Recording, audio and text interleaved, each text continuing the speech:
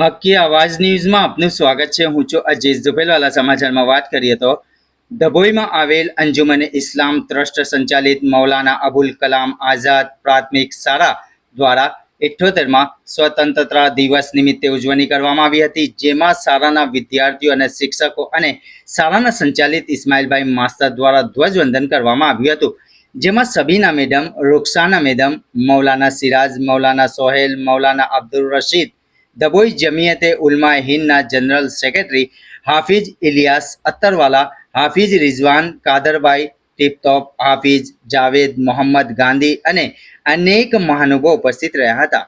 report Mohsin Mansuri,